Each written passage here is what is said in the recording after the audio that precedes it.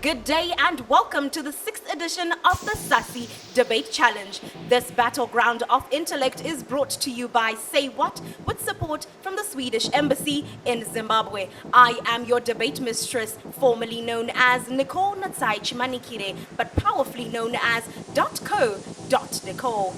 Let the games begin.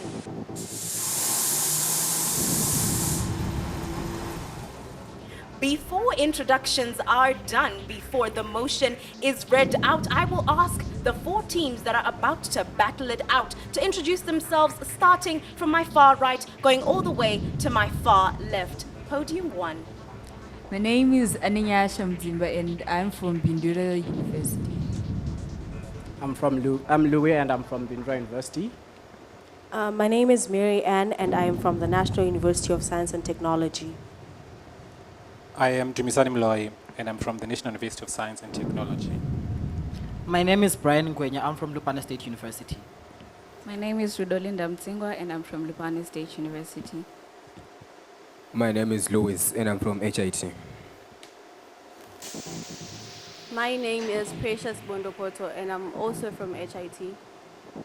Introductions having been done, the motion reads: This House believes that out-of-court settlements for crimes related to sexual harassment should be banned. I will repeat. This House believes that out-of-court settlements for crimes related to sexual harassment should be banned. Without wasting any time, we move on to the opening government. Prime Minister, please come forward. The floor is yours. Okay, panel. As the Prime Minister, I'm going to give you a clear characterization of the motion and what you're going to look at as the side government.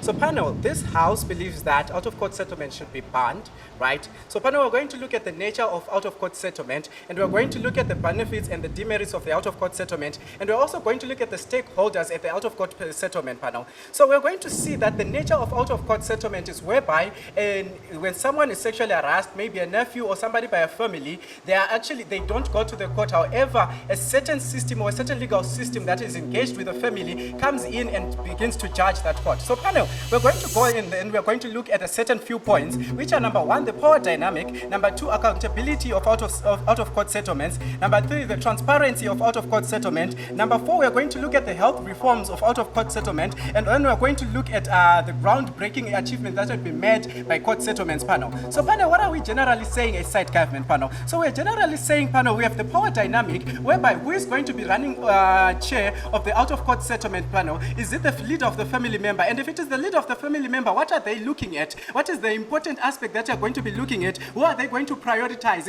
Is it the victim or is it the perpetrator panel? So we're going to look at it in a case whereby an uncle abuses a niece, and then the father or the main leader of that family comes in and judges that panel. We're going to see that the power dynamic is going to look at the reputation of the family more than it's going to look at the health or the mental state of the victim panel. We're also going to look at the accountability of the out-of-court settlement panel. Is it accountable? Is it able to look at the perpetrator, and is it going to able to look at the person who has been harassed panel? So we're going to look at this in this case panel. The legal system, what has the legal system brought in place that is tackling these issues panel? So we're going to see that when it is in the issues of accountability, out-of-court settlements are not accountable in the fact that they don't look necessarily at the harassed. However, they look at the perpetrator, they look at who is going to be affected. Is it the whole family? Is it the person panel? We're going to look at the justice.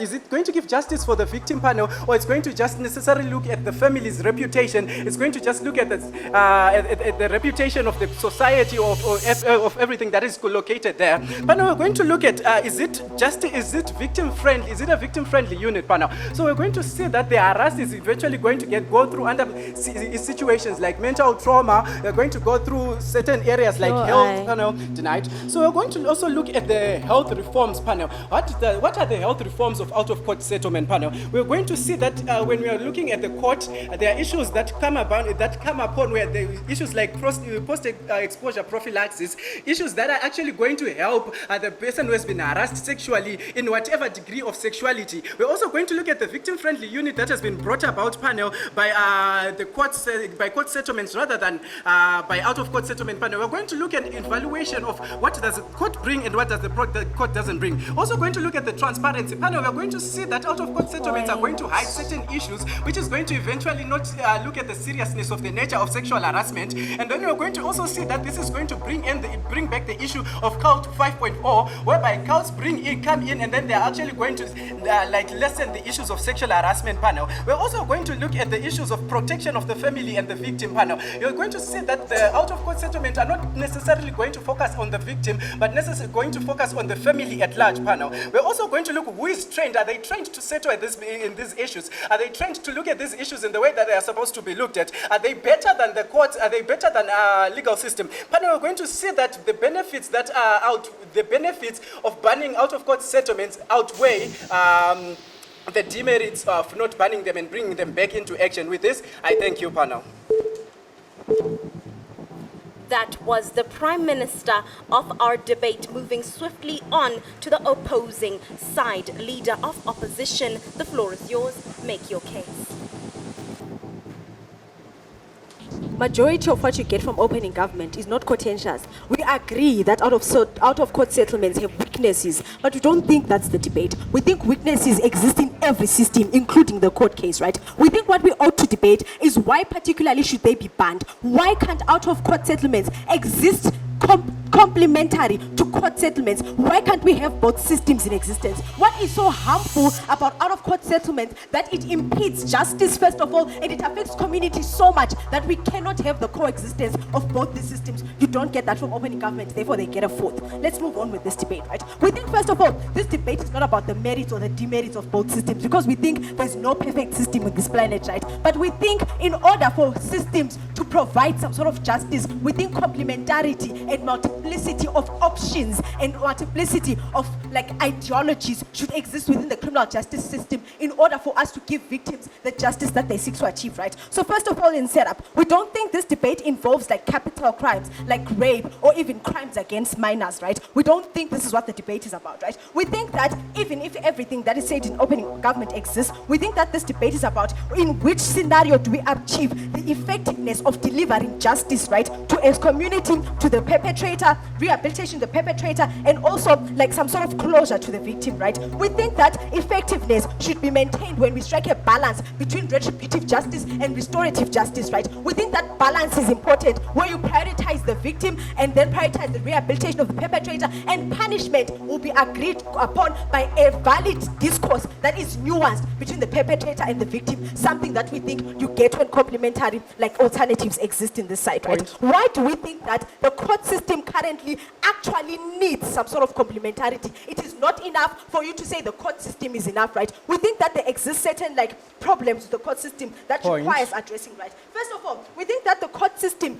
applies a homogeneous application of the law on all sexual harassment cases, right? We don't think there is that nuanced sort of discussion. We also think that the court occurs on an innocent until proven guilty sort of bias. So when you go to court, there's no nuanced discussion. All there is cross-examination that wants to prove that the perpetrator is guilty, right? So you don't get any form of closure. You don't even get necessary discourse that educates community on what sexual harassment looks like. So we do think that on that basis, the court does need a sort of complementary measure, right? Secondly, we think that the access to court systems is something that is supposed to be debated in this instance. We think someone in Insusa down there cannot be coming to the High Court of Bulawayo every day to come and get access to the court system, right? Not only are court systems far away from people physically, there are also very expensive litigation costs that are attached to the court system. Not only are they expensive litigation costs, most of them are also very time-consuming to individuals and taxing to the emotional well-being of the victim. Therefore, we believe that the court needs some sort of complementarity in order for it to deliver justice effectively.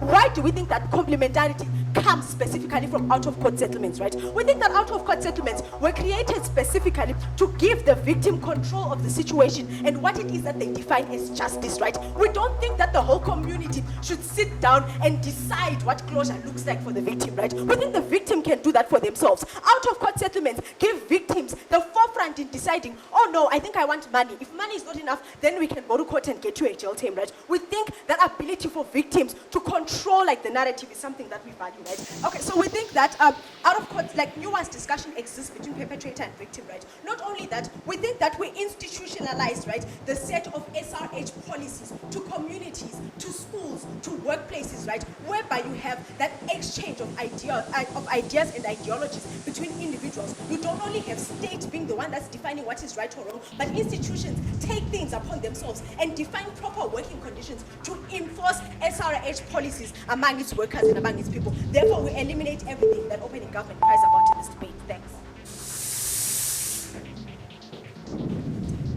That was indeed the leader of opposition. For us who were indeed tripped up by big words such as homogeneous, this is the time that we will be looking up what those words truly mean and as well how to spell them. From us, we'll be taking a short break. Stay tuned and we'll be back with more.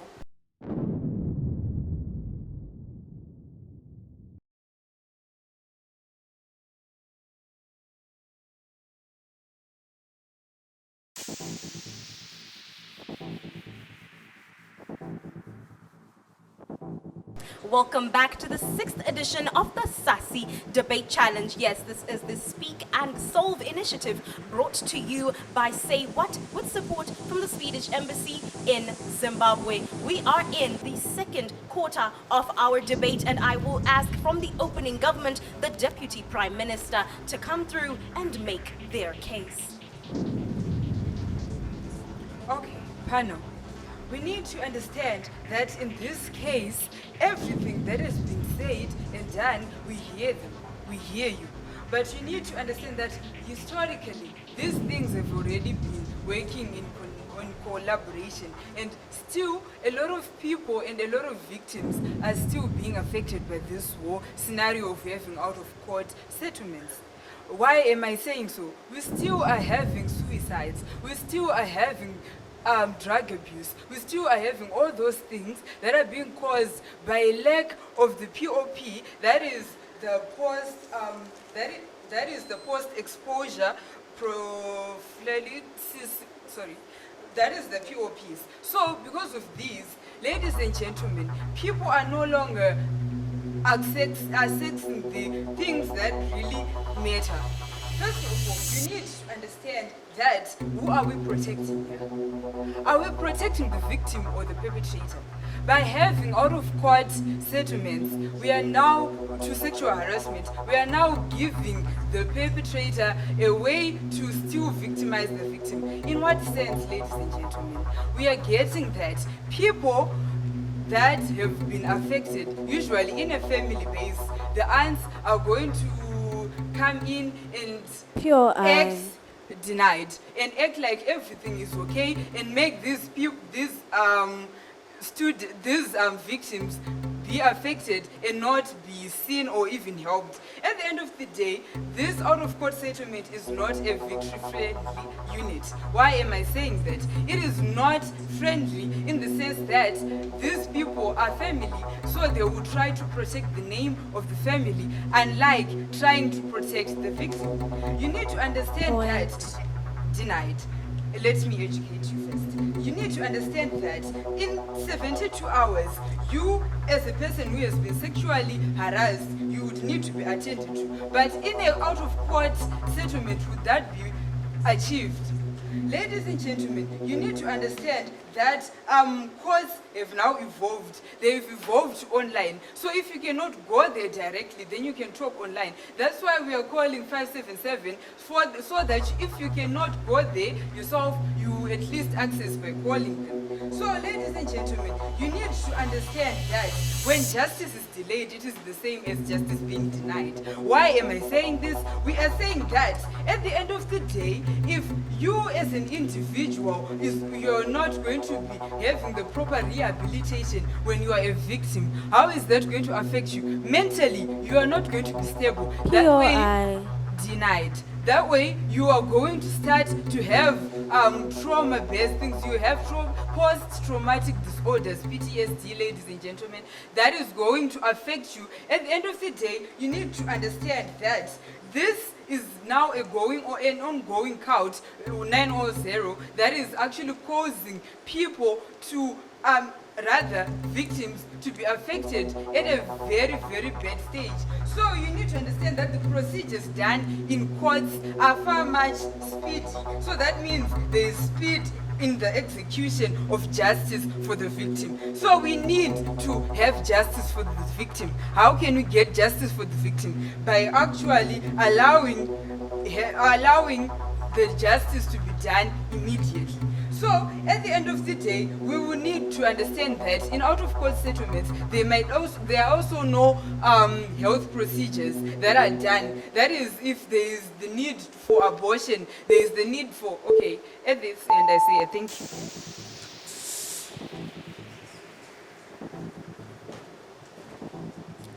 We have just been educated by our Deputy Prime Minister. We will now be moving swiftly on to our Deputy Leader of Opposition. The work and the weft of the argument of the government is based on the accountability of the out-of-court settlement systems and their transparencies. I would like to address the issues raised by the Prime Minister. He makes claims and doubts the accountability of the out-of-court systems, but it is also important to know that the victims can control the outcome in an out-of-court settlement. So the goal is not only retribution of the perpetrator, but also restorative value and compensation for the victim to the satisfaction of the victim. The Prime Minister also goes on to talk about transparency and claims that there is no transparency in an out-of-court settlement. Let me highlight and say, if the victims of sexual harassment are unsatisfied, the case can still be revisited to the satisfaction of the victim until a consensus is reached. Point of information. Now, the Deputy Prime Minister claims that these out-of-court settlement systems are not victim-friendly and they protect the perpetrator. But now, the choices of the victims are important, whether to settle the issues in a formal court or in an out-of-court settlement. Also, they get to choose what brings to them a finality to the issue. Now, I shall go on to reiterate the points that we raised as opposition.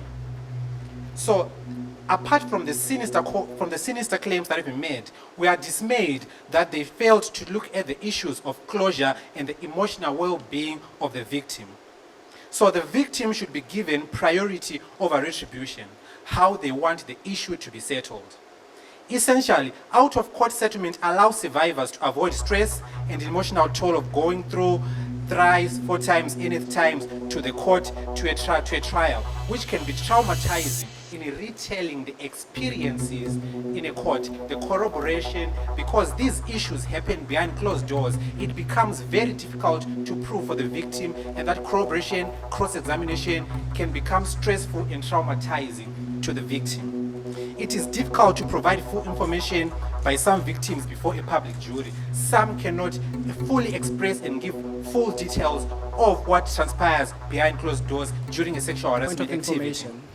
Now, the victim, the issues also of SRHR arise when there is a public record in a formal court where we're saying there's a stigma that is associated with victims of sexual harassment. This is damaging. They are labeled as people with loose morals, and this in turn damages other prospects of their lives.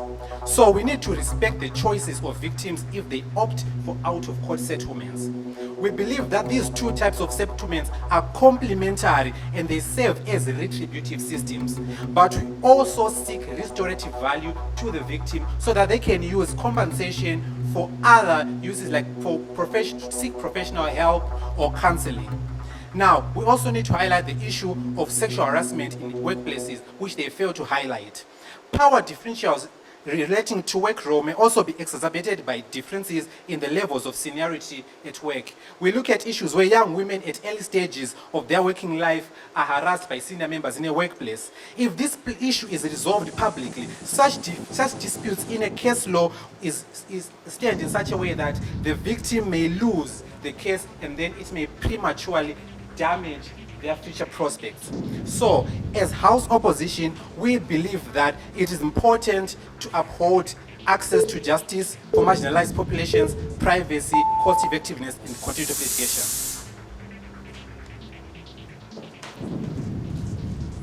That was indeed the deputy leader of opposition. At this point, where the debate is diplomatically heated, we will be taking a short break. Stay tuned and we'll be back with more.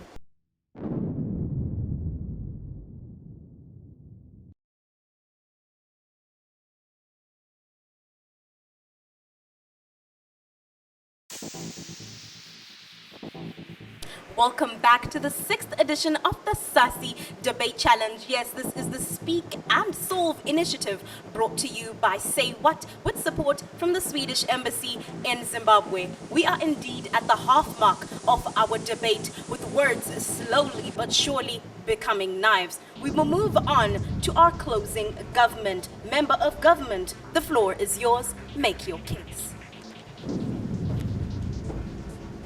We think that we get very interesting responses from opening opposition when they tell us that lack of access to court systems therefore means that, well, we should let Uncle Jimmy, who is brothers with Uncle Joe, who sexually assaulted me, preside over a sexual harassment case, and that is justification enough. We don't think that is how the law works, and we don't think that the law is a 7 colors plate where we value complementarity over justice. We think that the law exists for a certain purpose, and we think that systems are in place for a reason. And we think that because the existence of these systems are set in a democratic space, it means the people have voted for these systems, the people support these systems, and these systems are there to protect people. We tell you how when Mary tells us that, well, she can't afford a lawyer as a sexual harassment victim, it's fine. The state will provide a lawyer for you if you cannot afford one. Therefore, we think that that argument doesn't hold water. Further on, opening opposition tells us that, well, they think that power dynamics at work means that you lose in a law. What are the odds of Rudo losing in a court of law that is based on equality and that is based on impartiality and fairness, as opposed to Rudo winning against George, who is an adjudicator? We think that Rudo has a better chance of winning a case of sexual harassment against George in a court of law than in the SASI panel, because of those exact power dynamics. And because of the fragility of those power dynamics, we favor court settlements over out-of-court settlements. They go on to tell us about how systems should work complementarily. We value that and multiplicity, but we tell you that we value human rights, we value the victims, and we value justice, and we value retributive justice over restorative justice. We tell you that we value punishment in cases of sexual harassment as a deterrence measure. We tell you how if Mary Ann can fondle my boob in private, Mary Ann is a potential rapist. Before it escalates to a crime, we have to deal with the case of sexual harassment at the root level. We tell you how the existence of out-of-court settlements is the reason why we have 65-year-old people moving on from fondling 9-year-olds to even raping them and inserting their old penises in them. We think that if we were to put this in a court of law and Mr. John, who is 65 years old, was to spend just 4 weeks, not even 4 years, at Kami prison, he will be a reformed and rehabilitated individual. Whatever case that closing opposition may bring will be likely based on opening opposition. So what are we saying? We're saying that we are valuing banning at this particular point in time because out-of-court settlements have failed us. Out-of-court settlements have failed victims, and out-of-court settlements are not constitutionally right. We think that in an out-of-court settlement, even if you were to punish a perpetrator, you can only punish them up to a certain extent. You are not the law, you're not police, you're not government, you're not a magistrate, you're not even a lawyer, you're just Uncle Joe who is trying to secure a chicken out of paying a cow for fucking me without my consent. And we think that because of the existence of all of that ambiguities and how vague it generally is, we value a system that is just and where everyone is equal before the law. Why do we value equality before the law? Because we tell you how any case of harassment, in this instance sexual harassment, is based on an existence of power dynamics, and equality is the one thing that can solve. Because for someone to sexually harass me, it means they don't see me as their equal. How are they going to see me as their equal or get deterrence for future things that they can do? Also tells you of the ills of harsh culture, of how if Uncle Joe can pay a cow for fondling me without my consent, then Uncle Joe can pay a cow for marrying me as a 14-year-old young Rudo Budzingwa. And we think that we don't want a system that perpetuates these injustices. We also tell you of how in general it's just so vague. Who appoints the negotiator?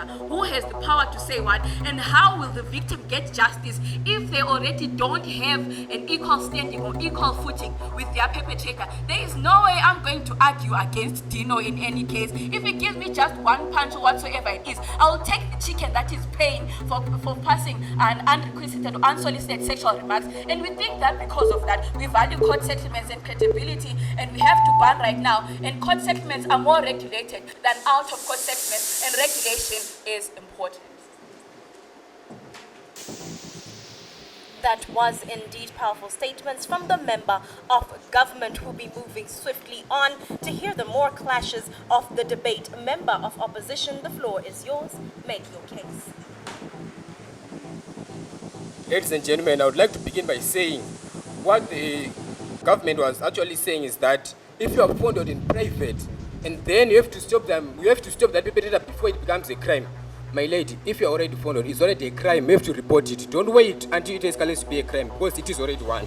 So I would like to continue and say that there was an issue here that they said when the family issues should be handled, blah, blah, blah. Actually, out of court settlements do not only limit themselves to solving family issues, but rather, as the opening opposition said, family matters, or say what is an organization. There may be a crime of sexual harassment whereby someone called someone an improper name.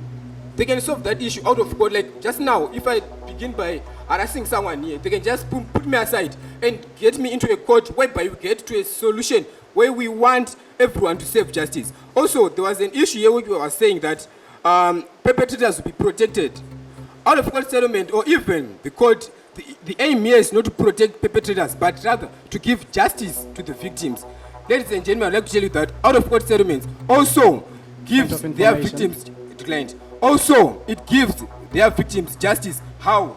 When they say that they are going to have members or representatives at each and every victim and perpetrator's court. For example, when you are at an organization, it's say what? A young lady gets raped. We can take people from your side, let's say other women who know how to solve such issues, and also from the perpetrator side, people maybe who are present or someone who can act on their behalf to see if these rulings are going fair and squarely. Rather, if we go to court, they're actually lawyers, ladies and gentlemen. Some lawyers are actually ruthless. The victim might actually be correct, but because the lawyer is perfectly good at his job, they won't even get their justice, or actually, they won't even receive any treatment just because the lawyer is perfectly good. The law of the perpetrator, the law of the victim maybe will actually be me. I don't even have any experience. But she will just hire me and say, let me go, let me do something for you. Ladies and gentlemen, that would not be justice served because I won't be able to fight against the inspector, ladies and gentlemen. I would also like to continue to say that, declined. There are also positive outcomes of the court of settlement, out of court settlement. The government here was actually saying that out of court settlements do not provide any justice here, they do not have equality. I would like to begin by saying that equality is there. Why? Because both members are represented. Don't say there's no equality because you just want to go to court. Actually, at court there might be less equality because most men are there in the judgment panel, which means you as a lady may not get your justice served because females are less represented at your side. Point of information. I'd like to continue For and clarity. she said that the valid discourse should be there. This is whereby I'm saying, ladies and gentlemen, every side should just be represented for it to be fair, for it to be equal, for it to be a complete resolution that should be come up with. Also, I would like to provide a solution for out-of-court settlements. This is whereby I was saying, going to court, ladies and gentlemen, might not be necessarily the case, but rather, let us take these out-of-court settlements more seriously, and then we engage. If it's a societal matter, we engage the elderly people. We engage a police officer who is a peace representative, and also we engage the victims and the perpetrators both in the same panel, and then they talk for them freely without anyone being subject to any circumstance of pressure or whatever. And then there's the issue she was saying that a perpetrator can wait 72 hours before. Ladies and gentlemen, I'd like to tell you that at court, factually speaking, she was historically speaking, I'm speaking in facts right now. There are over 3,000 cases which have not been solved. So taking your case to court will mean it just get in the pipeline, in the queue, meaning your perpetrator actually have more than 72 hours, even a year or 2 years, without facing their judgment, without facing their trial. So ladies and gentlemen, out-of-court settlements are actually faster, actually better than this. So yeah, the topic in motion was actually reading. Out-of-court settlements should not be banned. Yes, they should not be banned, but actually should be taken more serious, more effectively by engaging the police, council, and the elderly. Thank you.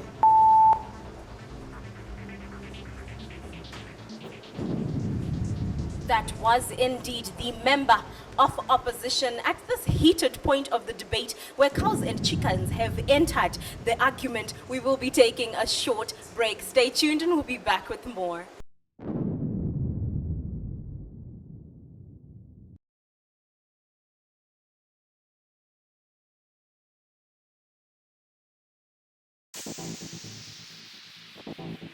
Welcome back to the 6th edition of the SASI Debate Challenge. This is the Speak and Solve initiative brought to you by Say What with support from the Swedish Embassy.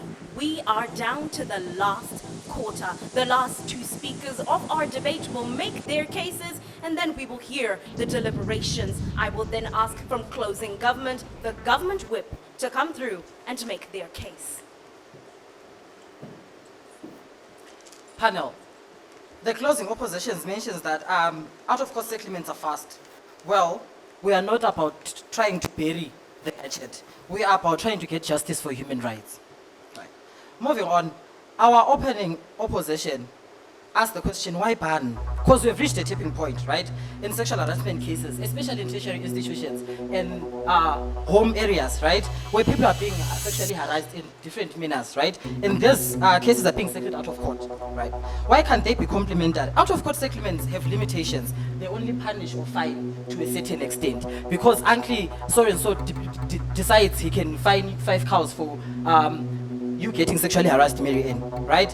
Lack of access to court systems, as previously alluded by my partner, is not enough to then delegate such grave grievances to people for them to manage them on their own. They still need to go to courts. That calls for the government to decentralize the court system, not for people to suffer, right?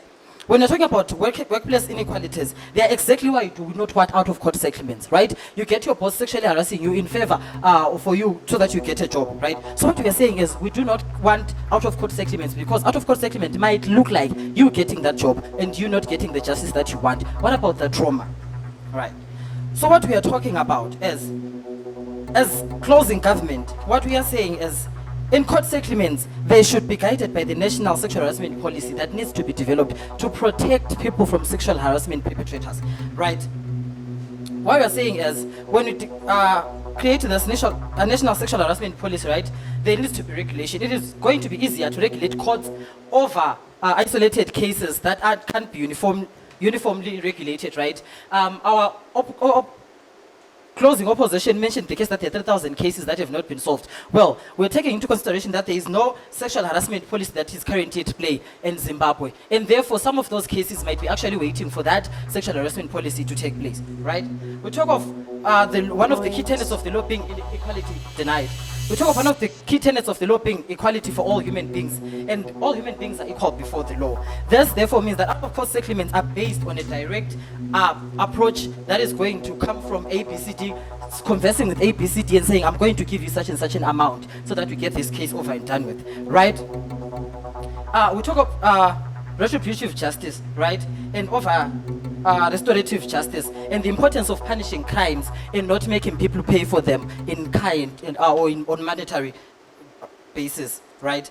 When we are talking of the importance of punishing perpetrators, right, we mean that out-of-court settlements have to put the lead on other cases like child marriages, right? So when we're saying out-of-court settlements have put the lead on other cases like child marriages, we're meaning that old people or anyone rather can get away with child marriage, right? And by mentioning that we are all equal before the law, it therefore means that we are saying, well, let us ban out-of-court settlements so as to avoid some of the issues that come behind out-of-court settlements, the issue of child marriages, the issue of sexual harassment, the issue of rape that are currently perpetrates a lot of young women and boys, right? So what we are saying is, as closing government, we are saying in-court settlements are good and we would ban out-of-court settlements, but we would ensure that these are guided by the national sexual harassment policy that is to be developed, and that sexual harassment policy has to look at all forms of sexual harassment so as not to leave room for ambiguity or vagueness. With this, I thank you. That was the government whip making his case. We'll move swiftly on to the last speaker as we tie all the hanging threads from this argument. Closing whip, you may come forward. Now, ladies and gentlemen, this is no longer the time to be smiling, ladies and gentlemen, because we're looking at a debating topic where we are saying that this is a topic that needs agency. This is a topic where we cannot sit back and reside and think about it over a year, which is what the government delegation came here to tell us, ladies and gentlemen. Because the status quo as it stands, in 2022, the court closed the year with over 3,000 unsolved cases. And ladies, gentlemen, is this what we want in our delegation? Where we are saying that we're going to have to drag people with sexual harassment cases, ladies and gentlemen, throughout the year, where these court cases will not have been solved. Now, I'm going to move on to say that the opening government came here and talked about the power dynamic. They also talked about the idea of accountability. But as a delegation, we came and we gave you a solution where we're saying that these out-of-court settlements are going to be resided over by the elderly in the community, the council, which is a person who was voted for by the people within the society, and they are to be held accountable. We also say that there's going to be a police officer to maintain Point of peace information. because we love you.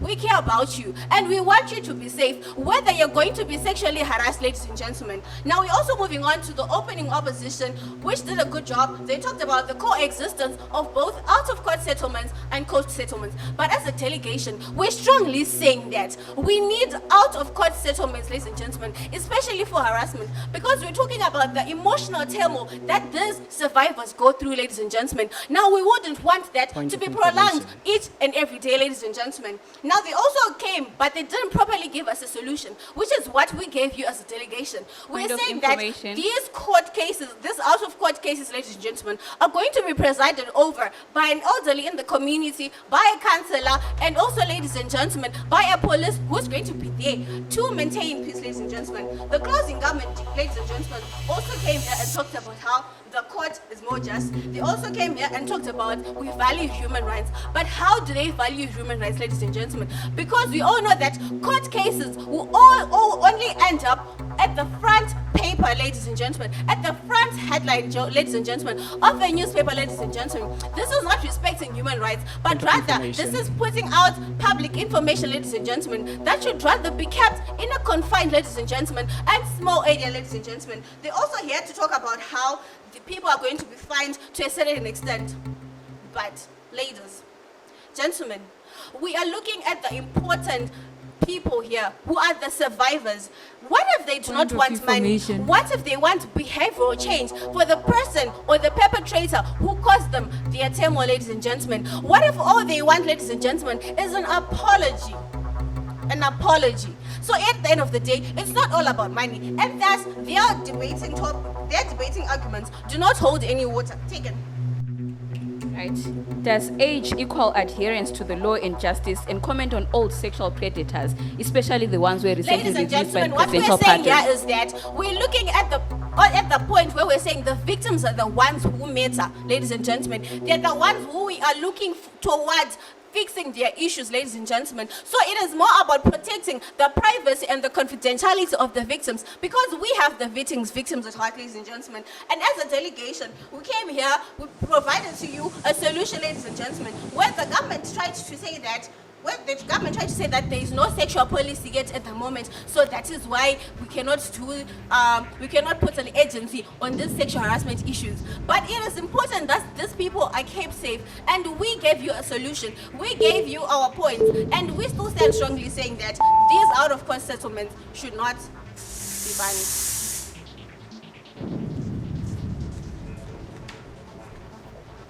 That was the closing whip. At this point, we will be taking a short break just to get a breather. Stay tuned and we will be back with more.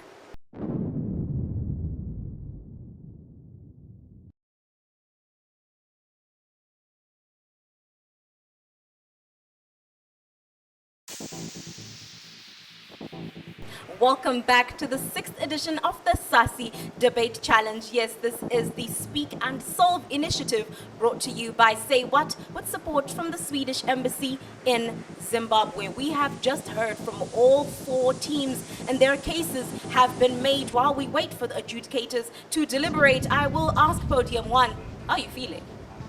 Oh, tired. We really need a breather right now. Tired. Tired. Hardly got a break. You need a break. Yeah. Oh my goodness, they need a break. Podium 3, Uncle Joe, Uncle George. Hubanilo. Who is that? Umalume. Huh? Umalume. Oh, okay, it's the uncle. It's the uncle. Podium 4, how are you feeling? Oh, okay. You okay? Yes. You okay? My voice is too deep.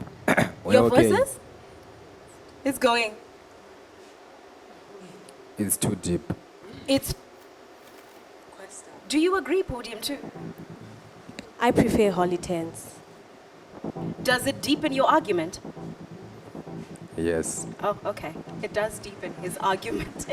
This is it, the SASI Debate Challenge, and this is a term derived from the Shona term masasi, which means to conversate and or to chat. Since we've conversated, since we've chatted, then we will now be hearing the deliberations from the Chief Adjudicator. Chief Adjudicator, the floor is yours. Hi, greetings, debaters. After a very interesting deliberation session from myself and the rest of my team, I will start off by giving the rankings and then the justification. So in first position, we have closing. In first position, we have closing government. In second position, we have opening opposition. In third position, we have opening government, and in fourth, we have closing opposition. Our call.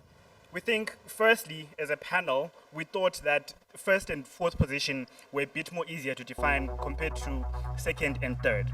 Why we gave first to closing government? We thought that the issues around justice, victims, how best do you address victims, how best do you address the social ills of sexual harassment, and how best do we give closure?